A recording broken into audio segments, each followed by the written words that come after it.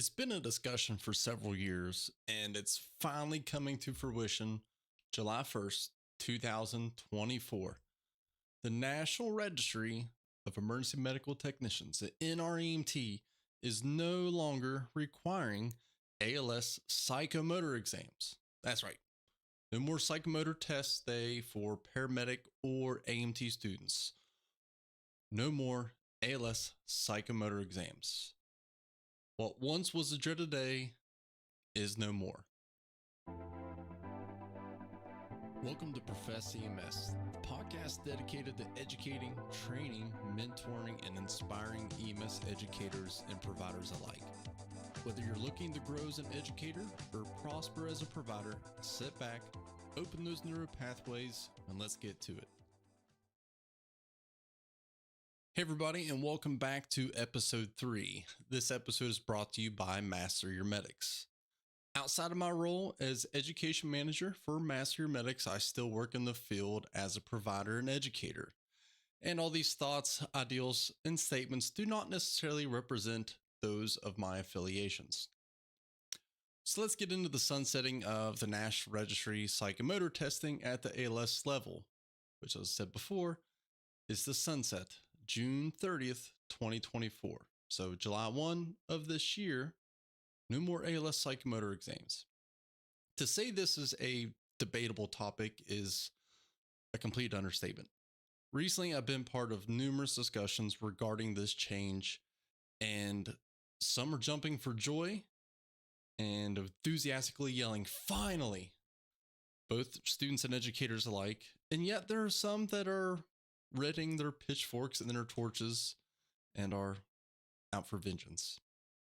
Now, I've spent the last 10, almost 11 years being involved in EMS education in capacities such as an adjunct professor, guest speaker, program director, multiple affiliations through multiple education entities before coming to Master Medics.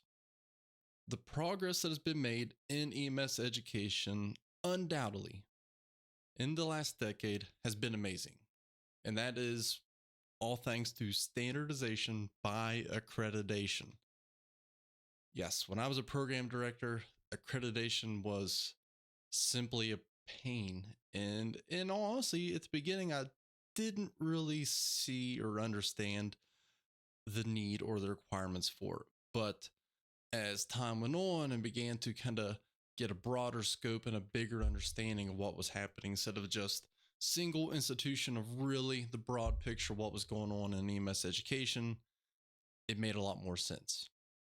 All right, so by accreditation that deals with paramedic programs is the Commission on Accreditation of Allied Health Education Programs, better known in the industry as CAHEP. Also is the Committee on Accreditation of EMS Programs, better known as COAMPS or COA. So CAHEP is the oversight, the accrediting body of paramedic programs.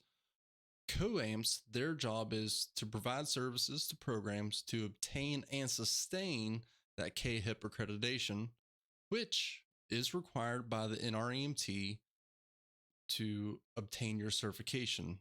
And beginning in 2025, it's also going to be required that your program be accredited to offer advanced EMT programs. But that's a topic for a whole nother day. Let's talk about how we got to this point. January 1st, 2013, NREMT began requiring that paramedic students to be eligible to test for their paramedic exam were to complete a CAHEP accredited program. Now, what this means. So if you're not familiar with accreditation, let's head into a little bit more.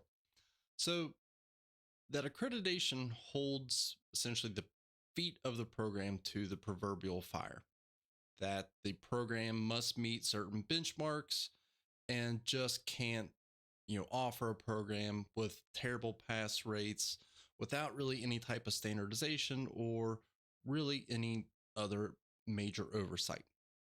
Okay, every other college program is accredited.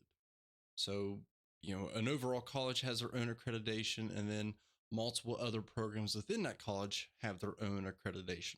Okay, so you can't just open an institution and start handing out degrees and advanced certificates without some type of accreditation. So all other professional careers are kind of following suit. Okay, so in that January 1st, 2013, that was when the ticker went up and said, hey, if you're going to become a paramedic, you got to complete a KHEP accredited program. So within that accreditation, as I said, holding the feet to the proverbial fire is certain thresholds and assessments. Okay, so programs must maintain a certain overall pass rate, a certain overall attrition rate. They must submit curriculum for approval.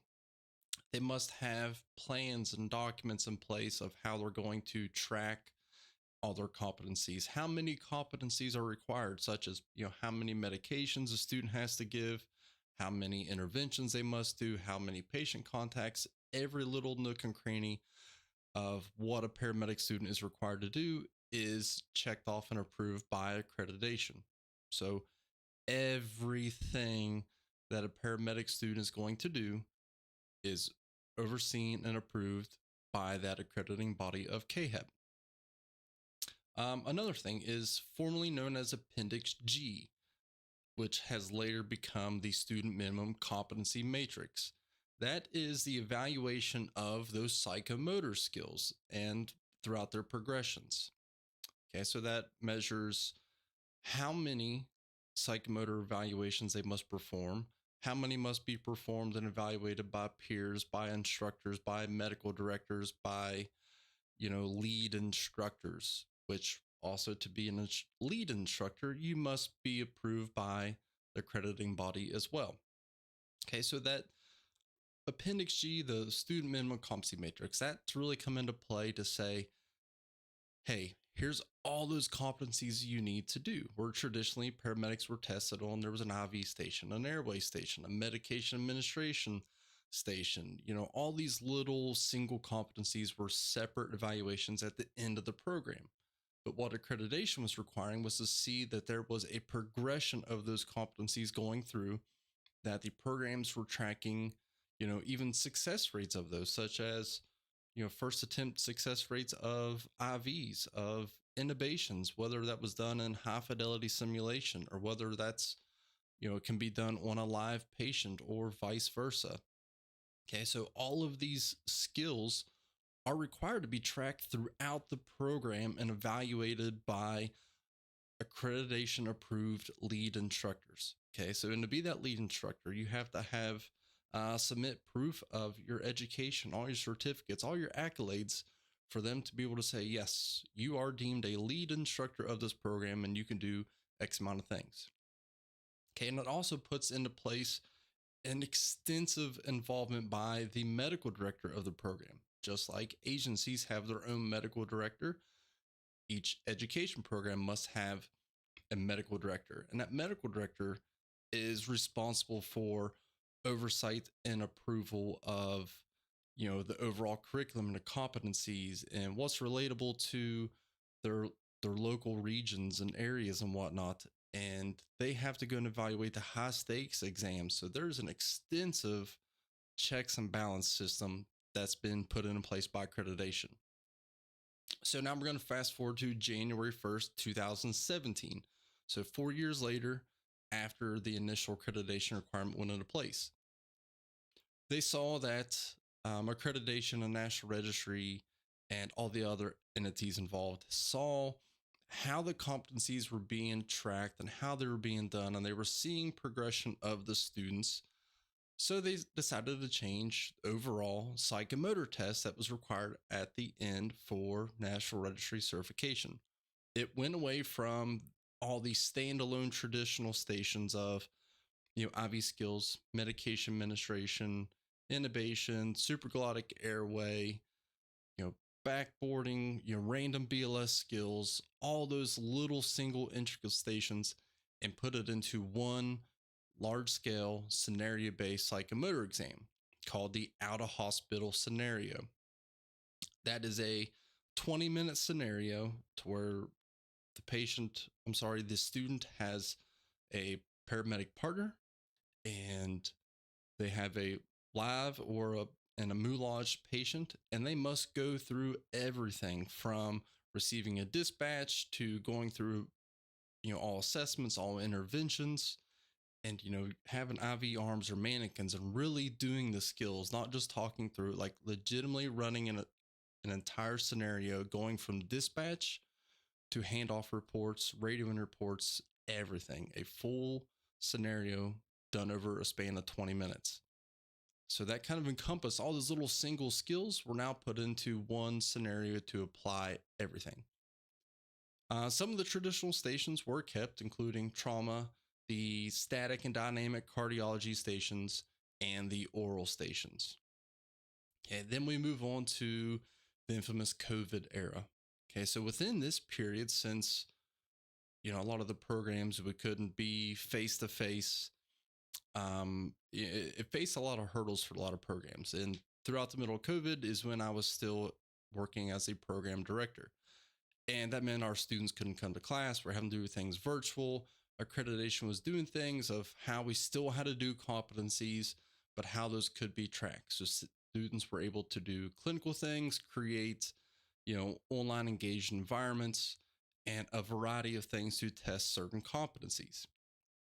Okay, but the National Registry put into place a thing called a provisional certification. That meant that if you completed the program and all the requirements, and if you had to make changes to the curriculum, that accreditation had to approve those too. If you had to, supplement different methods of evaluation of those competencies, accreditation approved that. So it went to provisional certifications, meaning you completed the program, you could go and take the written exam, and since we couldn't get face to face for the psychomotor exam, you would have a provisional certification and you could begin working as a paramedic. That the states, most of the states that were on board would say, hey, we'll accept your provisional certification. We'll deem you give you a temporary, 60, 90, 120 day certification until we figure out what's going to happen with COVID. Okay, so there again, we were having paramedics out in the field for a span of a year and a half or so who had never taken a psychomotor exam, who weren't doing as much stuff within the classroom, but were still finding ways throughout higher education to evaluate competencies of these students.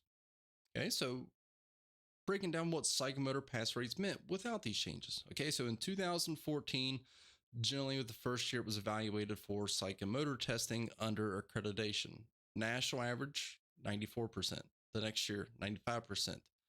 And we saw an incline in pass rates up until 2017, which is when that scenario the out of hospital scenario went into play, and it dropped back down to 94%. And then we saw a climb go back up again and progressing each year to have an overall average of 95%. So the last year that we were of 2022, the last year it has results out at this point for overall, had a 98% pass rate of psychomotor exams on paramedic students.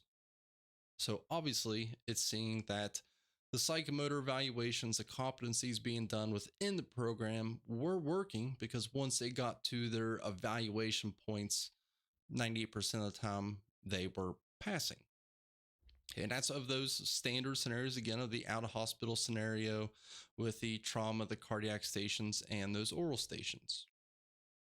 So in my opinion, this has been a long time coming, because accreditation and all the other entities that are involved with paramedic education, writing, standardized guidelines throughout the National Registry, and this isn't just willy-nilly like, yeah, we're tired of doing this, let's just go ahead and throw it out. It's a waste of time. This is stuff that's been researched and analyzed much heavier than just simply looking as the data that I presented of a 98% pass rate. These are things that have been analyzed from the national level through skills and competencies and how effective these providers are actually doing, giving the psychomotor evaluations that they've been handed down, and the way that competencies are being tracked in a progressive fashion throughout the program. Okay, this brings us right along with the education of other healthcare professions. Okay, so for example, there are multiple places that accredit nursing programs and, PA programs, med school programs, and none of those have a standard one set thing at the end say, here's your test. It's one day, get through this testing for a couple hours, and yep, that's good enough to be, a healthcare professional. So this puts us right in place, showing that the education that we're doing is becoming standardized, that it is a lot more structured than it used to just be, that anybody could go and open up a paramedic program and allow them to go and give testing just because they filled out plenty of paperwork. It is a very intricate process that requires an immense amount of work on the administrative side. Okay, and another thing this is really going to help with is, alleviates a lot of financial and logistical burdens on those education programs. To run a psychomotor test is an immense amount of logistics. For example, to be a test proctor in certain stations, you have to have certain certifications of, instructor status. Like to test the cardiology stations, you must be an ACLS instructor or be like an ICU nurse to be able to proctor that station. So finding those people can be a logistical nightmare. Plus, bringing the people in. These people aren't coming in to volunteer anymore. I think we're all aware of, where volunteerism is in emergency services anymore. It's pretty well non-existent. So you have all these people that now we have to pay. Now they're there for all day, and of course we can't have EMS people there without feeding them. So now we've got to feed all these people and, orchestrate all this and work around people's schedules. And, for the sake that we're bringing students in, we're taking them away from the work field. We're bringing in other evaluators that, we know that a lot of people in EMS don't have a lot of free time. So trying to find EMS people with free time is hard. Plus, overall the finances. I know in the program that we would run, we were looking at, to be testing, 30, 35 students. It was, costing us a few $1,000s to be able to run that, testing. And so, it's been a very long time coming that accreditation has been working the way that we're doing competencies within the classroom. It's not death by PowerPoint anymore. They're coming in, they're being very much engaged because accreditation requires it. There's all these additional programs out now to be assisting instructors. Instructors are having to renew their certifications, and accreditation is now requiring that the program directors have a minimum of a bachelor's degree, which as of recently, I believe it was last year, 100% of program directors have a bachelor's degree. And now they're pushing towards making program directors have a requirement of a master's degree. So they're wanting these people running programs to have a high knowledge of education overall, not just field experience, but be well-rounded and well-educated to be able to run an educational program. Okay, so it's been many little things have been put into place for a long time to get us to this point. I can assure you that multiple things I've been involved with, all the education and the accreditation conferences I went to over the past, 10, 11 years. It's been a long time coming. There's been an immense amount of work done behind the scenes to get us to this point. All right, so let's go into some frequently asked questions of topics and discussions I've heard regarding doing away with psychomotor exams. So get that infamous, well, can't the old buddy system just happen? Saying, hey, since we don't have to test, I got my buddy over here. He can just go and sign his name to something and make it happen. No, that doesn't happen. It's not that way anymore. There's so many elaborate checks and balances throughout accreditation.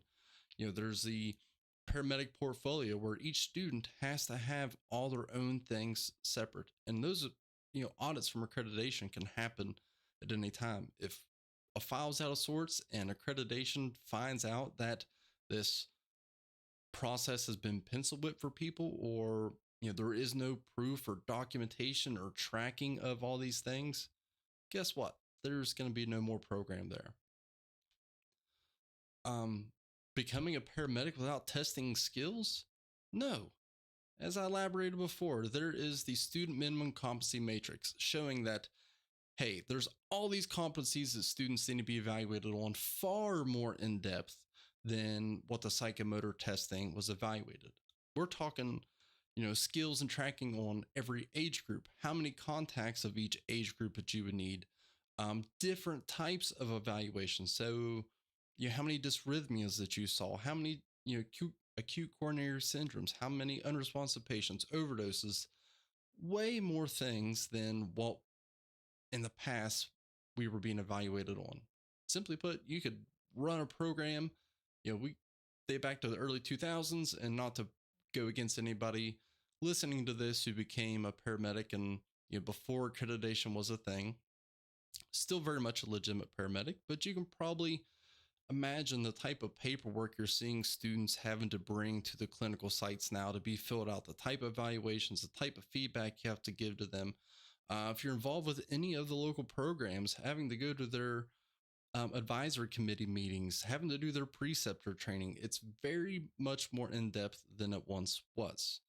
Okay, so before we're worried about the psychomotor testing, it's very much 0.01% evaluation of really what's being taught. Okay, so they look at those skills as deemed of the proverbial entry level paramedic. Okay, so that's what all these competencies throughout the program are being evaluated on. And that's where that student minimum competency matrix kicks into play. That you've done all these skills and all these evaluations and all these competencies in different environments into different demographics of patients. Okay, so what other processes are happening? Well, now the cognitive exam for National Registry is now going more in depth. A lot of you probably understood that here within the past few months or within the past year that National Registry has changed the way that they are evaluating their cognitive exam. So now the exam is more in depth. There's multi-answer responses. There's these broad work through scenarios that are now on the registry exam. Okay, so they've tried to enable, certain types of competencies that were being evaluated at that psychomotor level, such as like oral stations and whatnot, and that's now being put into the written exam format. So where do we go from here? One, get involved in your local paramedic programs. So if you are a preceptor, get involved. Try to go be part of the advisory committees of your local paramedic programs. At the agency level, field training programs are imperative. We must ensure rather than assume. Okay, EMS education is still based on common practices, evidence-based medicine, and national consensus and standards. The programs are not taught to a local protocol. So we need to be sure at the agency level that our, recent graduates, our brand new ALS providers are familiar with the equipment that they're going to use at the agency, that they're familiar with the various medications and appropriate dosing that may be utilized. Maybe the medications being used in the agency are new and maybe they're unique to your agency more so than what's taught as a national consensus, or making sure that they understand that, for example, if it was pounded into their head, maybe a bad example, but the use of lidocaine, and then your agency doesn't carry lidocaine, you only use amiodarone, or whatever the scenario may be, ensuring that the students, the recent graduates, your new employees know what is specific to your agency and to your location. Same as we would if we got a new employee that just moved from several states away and came to an agency and everything's brand new to them. We need to ensure rather than assume, because I think we all know what assuming means, right? Okay. Get your medical director involved. Just as they're involved with those agencies, the medical directors should be involved at the agency level and, kind of give you the checks and balance too on what your field training programs are. And overall, get that agency involved with that local program, whether it's, taking some of your training officers there or people who are more commonly your preceptors. Let them kind of be that middleman between the local program and the agency so that the agency can help the growth of the program and the program can help the growth of the agency. So overall, I'm very excited that the National Registry has gone away from ALS psychomotor exams. It was to the point of becoming such a very mundane task, adding extra stressors onto the students, such a logistical and financial nightmare on a lot of programs to be able to orchestrate the exam. It's very great. It's helping EMS grow. We're moving right along the lines of every other professional health career. So 10 out of 10, completely recommended. Very excited. Um, so advocating for those programs, accreditation, standardization, we've come a long ways in this last 10 years, and I can't wait to see where we go in the next 10 years. Thanks everybody for tuning in. Stay safe. Never stop learning.